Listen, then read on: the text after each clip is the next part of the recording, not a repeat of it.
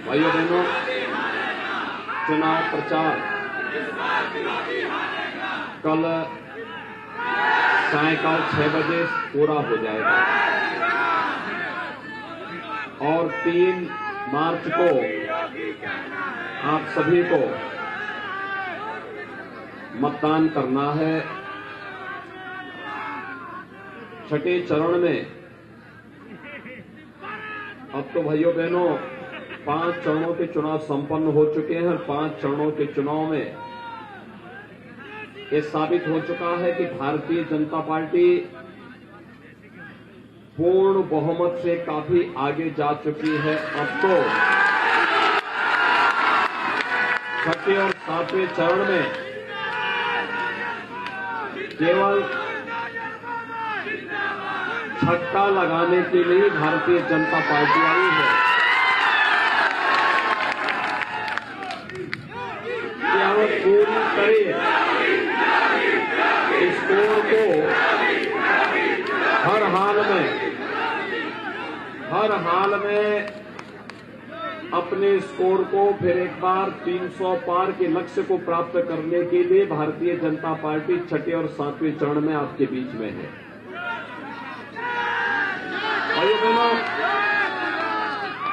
Bharatiya Janata party ने 2017 में जो कहा सो करके दिखाया।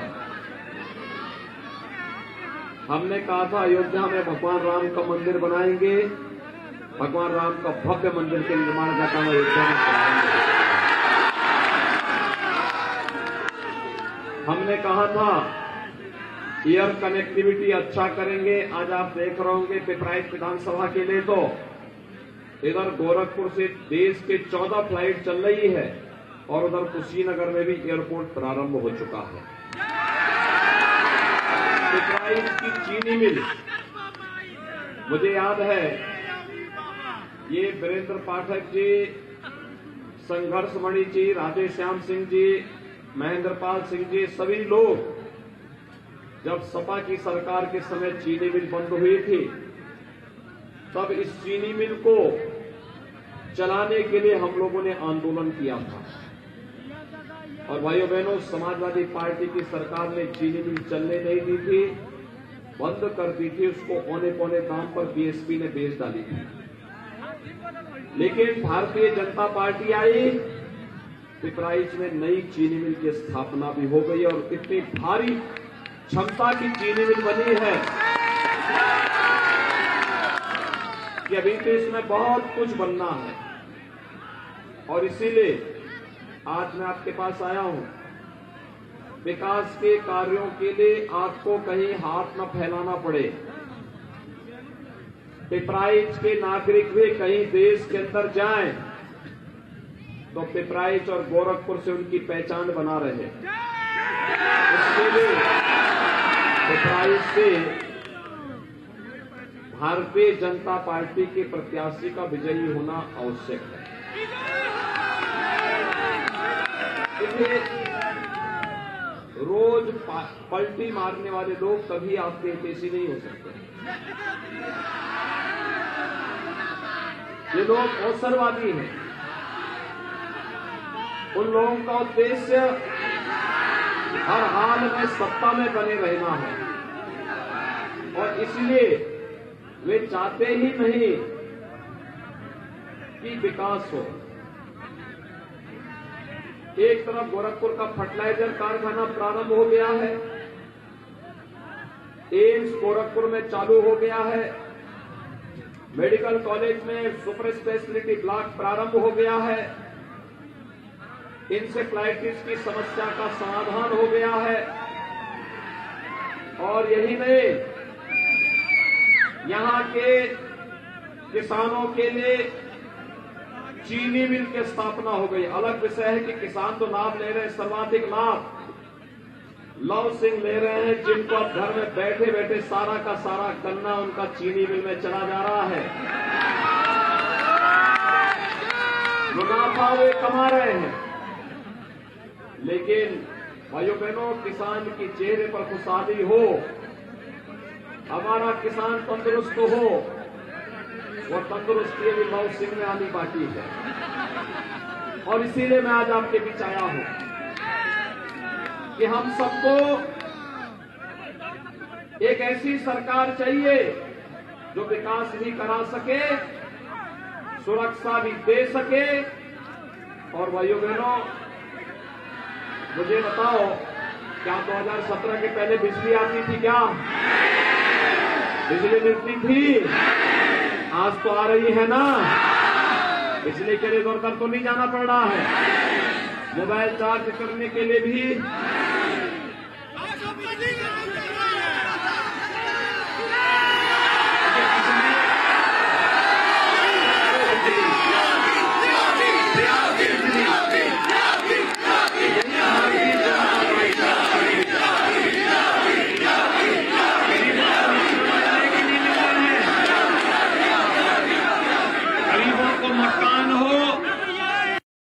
के घर में शौचालय बनाने का काम भी हो गया है। और मुझे बताओ, वैक्सीन कितने लोगों ने लिया है? कोरोना का वैक्सीन ले लिया सबने? वैक्सीन का कोई पैसा तो नहीं लगा? फ्री में लगा है ना।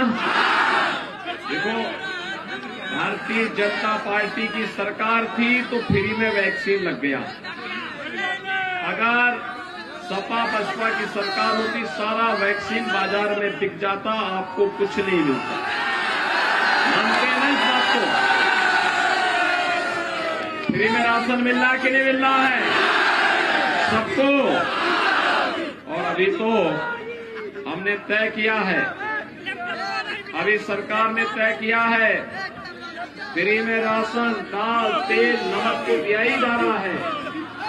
अब चुनाव के बाद होली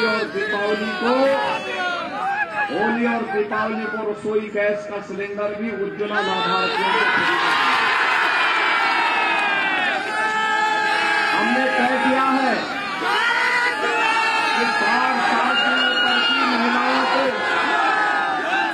उत्तर प्रदेश परिवहन निगम की बसेज में फ्री में यात्रा की सुविधा उपलब्ध करवाएंगे। और हमने तय किया है कि बेटी की शादी के लिए जो अनुदान 51,000 रुपया दिया जाता था, अब उसको 1 लाख रुपया करेंगे।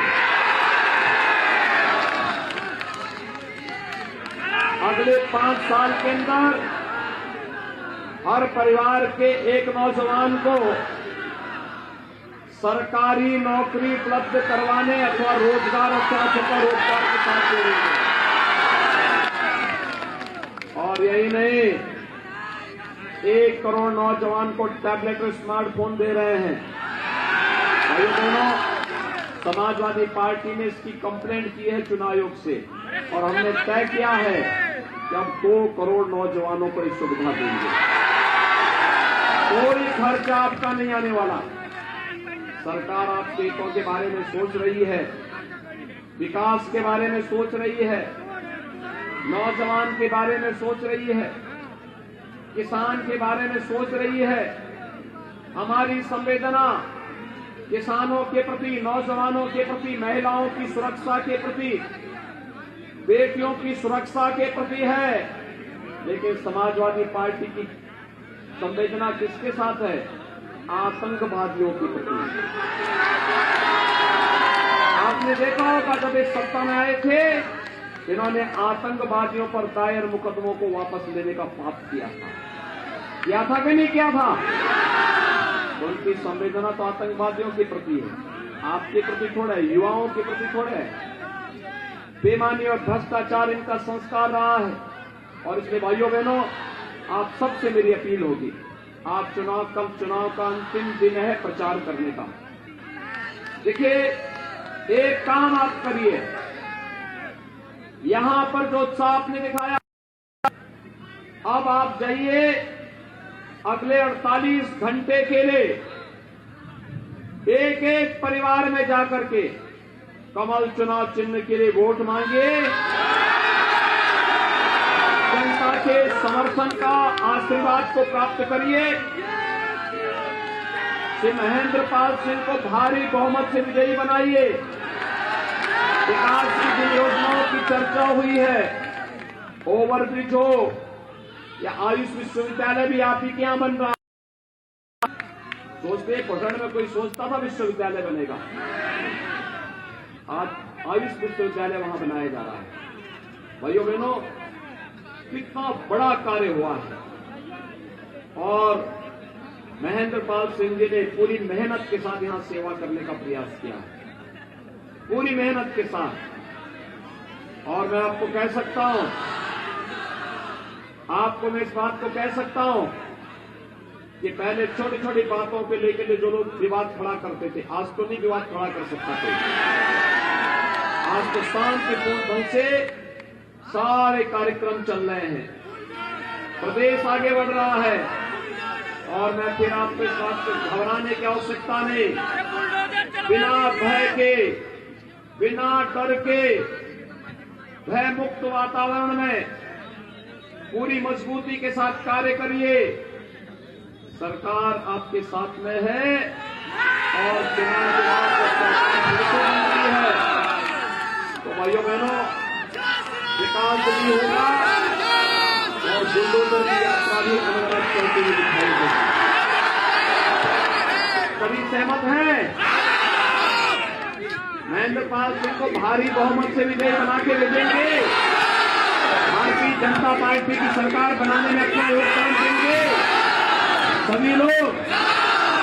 भाइयों बहनों, पहली शर्त है चुनाव के दिन पहले मतदान। सभी लोग, आप में से कितने लोग हैं जो रवि किशन जी के साथ फिल्म करना चाहते हैं? फिल्मों में शूटिंग कितने लोग सरकार में करना चाहते हैं? देखो, इसके लिए ट्रेनिंग लेनी पड़ेगी आप लोगों को, और मुझे लगता है कि पिपराइच में तो आप लोगों के लिए ट्रेनिंग सेंटर बनाना ही पड़ेगा। चलिए, बहुत सुंदर।